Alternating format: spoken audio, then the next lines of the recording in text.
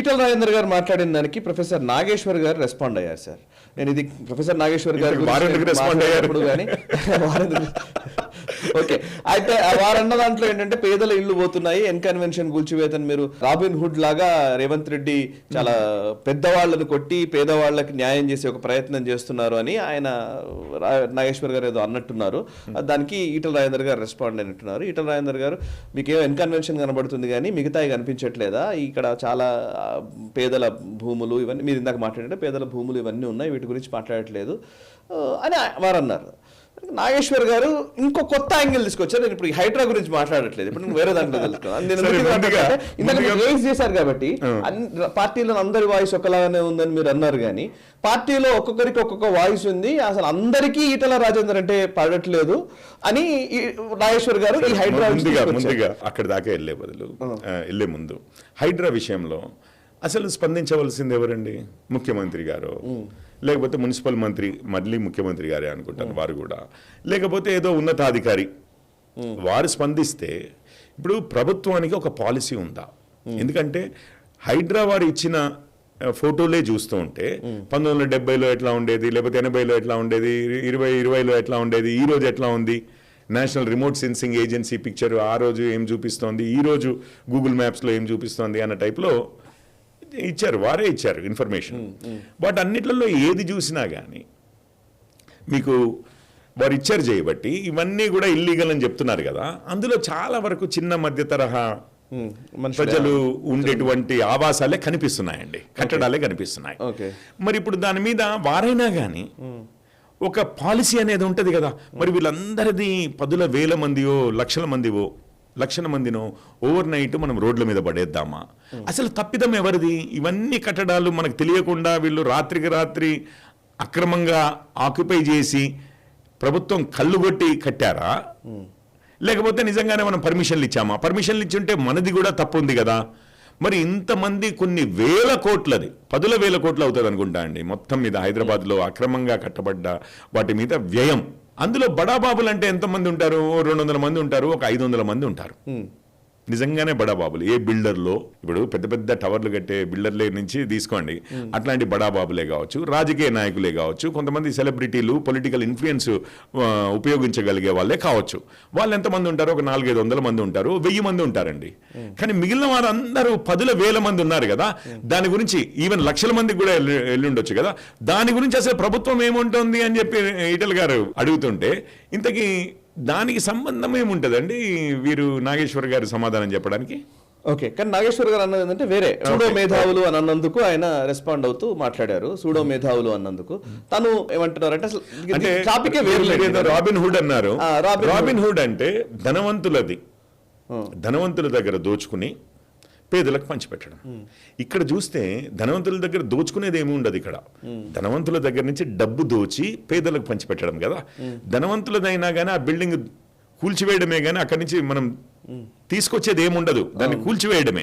అది తీసి పేదలకు ఇచ్చేది ఏమి ఉండదు. అక్కడేమో ఫుల్ ట్యాంక్ లెవెల్లో ధనవంతులది కూలగొట్టి పేదలకు అందులో ఇల్లు కట్టిస్తాడని అనట్లేదు కదా. అసలు రాబిన్ హుడ్ కి దీనికి సంబంధం ఏముందండి? ఇంకొకటి ఇక్కడ పోయేది నేనేమంటున్నానంటే 85-90% కూడా నిజంగానే ఇదంతా మనం చెయ్యాలి అని అంటే ఎఫెక్ట్ అయ్యేది lower middle class, poor, middle class, lower middle class, poor, వీరే, బడాబాబులు కాదు. ఓకే, వాళ్ళది పోతుంది కదా. మరి రాబిన్ హుడ్ వాళ్ళకి కాదు కదా అన్యాయం చేసేది. సో అందుకే అంటున్నాను, మరి కాంపెన్సేషన్ ఇస్తారా, లేకపోతే ఇతర ఆవాసాలు ఇస్తారా? ప్రభుత్వం తప్పిదం ద్వారా కూడా జరిగింది చేయబట్టి ఏంటి అనేది పాలసీ ఉందా అని అడుగుతున్నారు ఈటల గారు. అది తప్పనిసరిగా అడగవలసింది. అసలు నేను నాగేశ్వర్ గారు కమ్యూనిస్ట్ ఐడియాలజీ ఉన్నవారు, వారు అసలు మొదటగా అడగవలసిన ప్రశ్న ఇదండి. బలహీనుల పక్షాన మేము నిలబడి అసలు ఇదేంటి ప్రభుత్వం ఆలోచించిందా లేదా? అప్పుడు మీరే అవినీతి చేశారు, ఈరోజు మీరే కూల్చేస్తా అంటున్నారు, ఎంతో మంది పేద ప్రజలవి ఆవాసాలు మొత్తం జీవితం మొత్తం కూడగట్టుకున్న డబ్బుతో కట్టుకున్న ఇండ్లని మీరు ధ్వంసం చేస్తామంటే మీరు వారికి ఏం దారి చూపిస్తారు అని చెప్పి అడగవలసింది నాగేశ్వర్ గారు కదా. అంటే ఇంకొక ఆయన అడిగిన దాంట్లో మీరు అన్న హైడ్రాకి లింక్ చేయకుండానే ఇంకా చాలా విషయాలు ఆయన మాట్లాడారు. ఒకసారి మీరు రెస్పాండ్ అవుతారని నేను మిమ్మల్ని అడుగుతున్నాను. బీజేపీ రిప్రజెంటేటివ్ కాబట్టి బీజేపీలో of course you are a spokesperson of BJP. So బీజేపీలో అనేక విషయాలు జరుగుతూ ఉన్నాయి, అవేవి జనాలకు తెలియజెప్పే విధంగానే ఆయన మాట్లాడేట్టుగా అనిపించింది నాకు. ఈటల రాజేందర్ గారు సంజయ్ గారిని ఓడగొట్టాలనుకున్నారు. అండ్ సంజయ్ గారిని అంటే ఈటల మీరు నా విషయంలో నోరు జారొద్దు అని చెప్పేసి ఆయన డైరెక్ట్ హెచ్చరికనే జారీ చేశారు. అండ్ ప్రొఫెసర్ నాగేశ్వర్ గారు అయితే కిషన్ రెడ్డి గారిని ఓడిపోవాలని కోరుకున్నది ఈటల రాజేందర్ అని, ఇంకోరు ఓడిపోవాలని కోరుకున్నది ఈటల రాజేందర్ అని, ఈటల రాజేందర్ ఆర్ఎస్ఎస్ ఈటల రాజేందర్ ను వ్యతిరేకిస్తోందని, ఇవన్నీ మీ ఇంటర్నల్ పాలిటిక్స్ అన్ని మాట్లాడుతున్నారు. మరి ఇప్పుడు ఇలా చర్చలోకి వచ్చాయి కదా, రెస్పాండ్ అవుతారని అడిగారు. ముందు కాంటెక్స్ట్ హైడ్రానే కావచ్చు, ఇష్యూ ఇష్యూ ఇక్కడికి వచ్చింది. అయితే వారికి ఎట్లా తెలిసినాయో ఈ విషయాలన్నీ మొదట అది తెలుసుకోవాలి. అయితే మొత్తం మీద ఇప్పుడు ఈటల రాజేందర్ గారు భారతీయ జనతా పార్టీకి నష్టం చేస్తున్నారు అనేది వారిది ప్రథమ వాదన. అలాంటిదే నేను అట్లాంటిది అయితే మా ఐడియాలజికల్ ఫో కదండి. నాగేశ్వర్ గారు వారిని మెచ్చుకోవాలి కదా, మరి అట్లా అయితే అంటే సంతోషపడాలి కదా. ఎవరో ఒకళ్ళు బీజేపీకి నష్టం చేస్తున్నారు అని అంటే అసలు నాగేశ్వర్ గారు కమ్యూనిస్ట్ సిద్ధాంతం నుంచి వచ్చిన వారు కదా, మాకు పూర్తి వ్యతిరేకులు కదా, చూస్తూ ఆనందించేది పోయి మరి ఎందుకు బాధపడుతున్నారు నాకు అర్థం కాదు. ఓకే, ఆయన రాజకీయ విశ్లేషకుడిగా మాట్లాడుతున్నాను అంటున్నారు, పార్టీ మనిషిగా కాదు విశ్లేషకుడిగా. నేను ఒక్క నిమిషంలో ఈ రోజు నేను రాజకీయ నాయకుడిగా కాదు విశ్లేషకుడిగా అన్నా. ఈరోజు నేను తెలంగాణ బీజేపీ స్పోక్స్ పర్సన్ అండి, అధికార ప్రతినిధిని. నేను ఈరోజు ఒక్క నిమిషము నేను అధికార ప్రతినిధిగా మాట్లాడను అని చెప్పి నేను ఏదో మాట్లాడాను అనుకోండి, అది తీసుకుని ఎవరైనా నన్ను ఇది కిషోర్ మాట్లాడాడు, ఇది అధికార ప్రతినిధిగా కిషోర్ మాట్లాడాడు ఎవరైనా అంటారా? వారు ఒక రాజకీయ నాయకుడు, వారిది ఒక లెఫ్ట్ సిద్ధాంతము, కమ్యూనిస్ట్ సిద్ధాంతము, మాకు పచ్చి విరుద్ధమైనటువంటి సిద్ధాంతము. ఎక్కడ ఎన్ని విధాల మా భారతీయ జనతా పార్టీని అడ్డుకోవాలో, ఎన్ని విధాలుగా మా భారతీయ జనతా పార్టీని నెగిటివ్గా చూపించాలో, ఎన్ని విధాలుగా మా పార్టీ అభివృద్ధి చెందకుండా ధ్వంసం చెయ్యాలో అవన్నీ వారు 24 గంటలు ఆలోచించేది అదే. ఎందుకంటే వాళ్ళ పార్టీలు వారి కమ్యూనిస్టులు అంతా ఇటు బీఆర్ఎస్ అయినా అటు కాంగ్రెస్ అయినా కానీ వారికి మిత్రులే.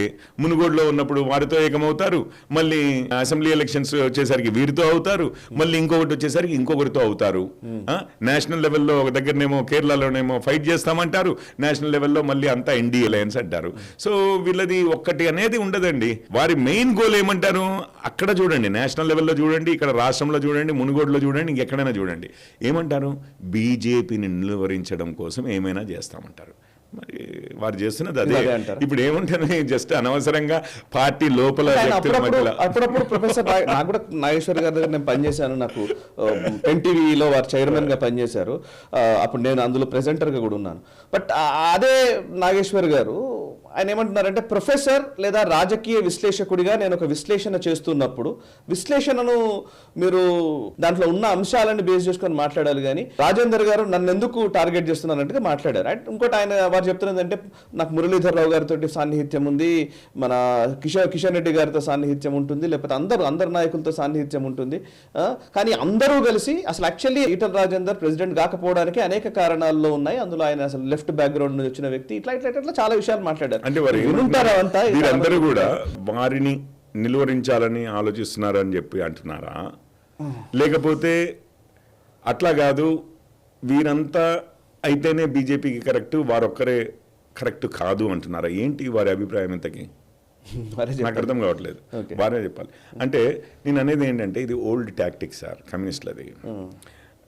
యాక్చువల్లీ మీకు ఇదే నాగేశ్వర్ గారు కొన్నిసార్లు కొన్ని వీడియోల్లో ఆర్ఎస్ఎస్ని బీజేపీని పొగిడినట్టుగా కూడా మాట్లాడతారు. అవును, దీన్నే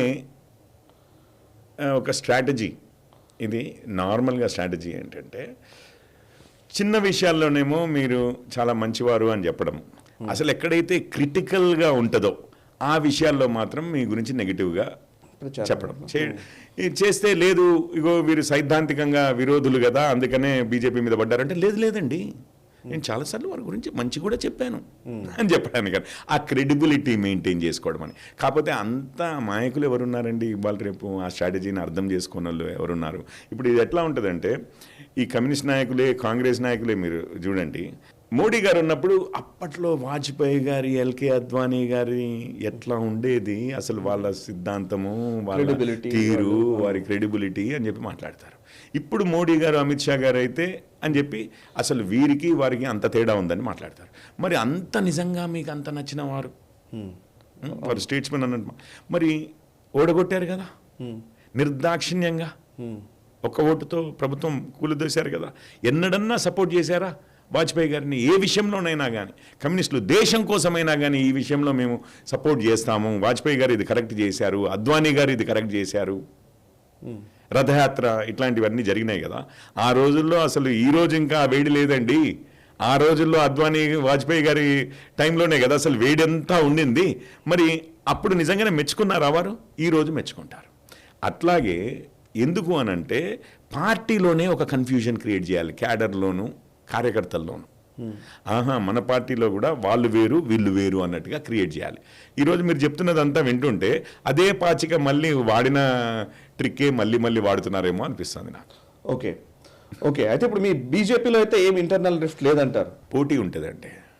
బీజేపీ ఒక ప్రజాస్వామిక పార్టీ, ఇంటర్నల్ డెమోక్రసీ ఉంటుంది, పోటీ ఉంటుంది. రాజకీయం అంటేనే పోటీ, ప్రజల మన్నన కోసం పోటీ. అట్లాగే విత్ ఇన్ ది పార్టీ కార్యకర్తల మన్నన కోసము, మన దీనికోసము, ఒక వ్యూ పాయింట్ కోసము, మన ఆలోచన విధానం కోసము తప్పనిసరిగా పోటీ ఉంటుంది. అట్లా తీసుకొస్తేనే అది డెమోక్రసీ అవుతుంది. సో మాది డెమోక్రటిక్ పార్టీ, విభేదాలు తప్పనిసరిగా ఉంటాయి. కానీ ఓవరాల్గా ఏంటి అని అంటే బీజేపీ యొక్క ఆలోచన విధానమే, వారి గోల్సే. ఇప్పుడు మేము వికసిత్ భారత్ అంటున్నాం 2047కి.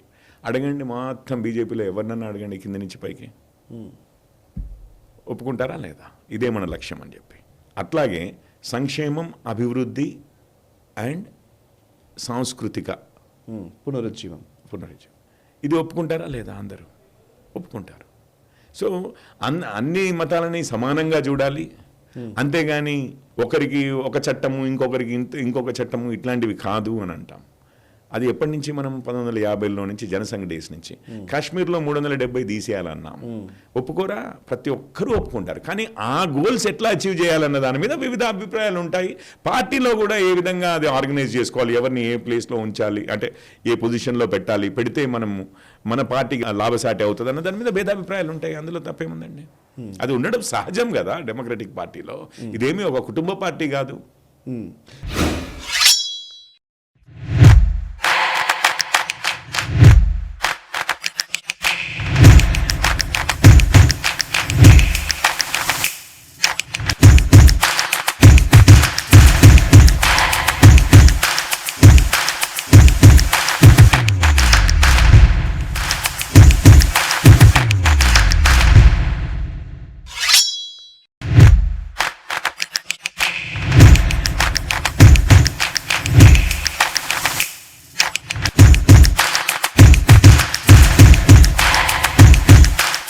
ఈ వీడియో మీకు నచ్చినట్టయితే లైక్ చేయండి, 10 మందికి షేర్ చేయండి. అలాగే కామెంట్ల రూపంలో మీ అభిప్రాయాలను మాతో పంచుకోండి. Nationalist hub group of channels ను సబ్స్క్రైబ్ చేసుకుని తెలుగునాట జాతీయవాద జర్నలిజాన్ని ప్రోత్సహించండి. ఈ వీడియో కింద ఉన్న బెల్ ఐకాన్ పై క్లిక్ చేయడం మర్చిపోవద్దు.